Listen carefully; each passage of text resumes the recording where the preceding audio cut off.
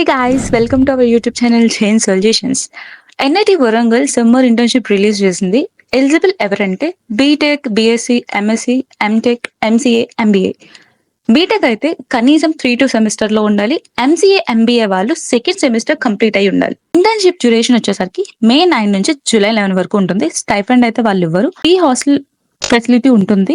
First come first serve basis ప్రకారం food charges అయితే మనమే పెట్టుకోవాలి. సెలెక్షన్ ప్రాసెస్ వచ్చేసరికి దీనికి ఎగ్జామ్స్, ఇంటర్వ్యూస్ ఏం లేవు. మన అకాడమిక్ పర్సంటేజ్ ప్రకారం వాళ్ళు సెలెక్ట్ చేస్తారు.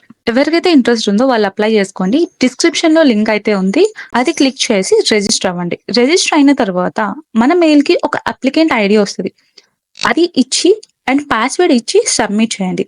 అండ్ కంటిన్యూ దిస్ అప్లికేషన్ చేశాక మన పర్సనల్ ఇన్ఫర్మేషన్ డీటెయిల్స్ ఫిల్ చేయమంటది, అవన్నీ ఫిల్ చేసేసేయండి. పీడబ్ల్యూడి స్టేటస్ ఉంది కదా, అది డిసెబిలిటీ గురించి. ఎస్ అయితే ఎస్, నో అయితే నో పెట్టేసేయండి.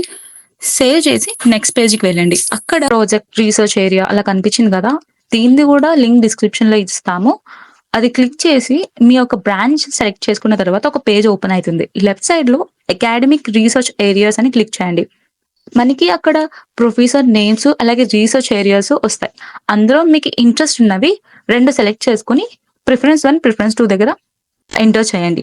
సేవ్ చేసి నెక్స్ట్ పేజ్ కి వెళ్ళండి. Add new education details, add new publication details కనిపించాయి కదా.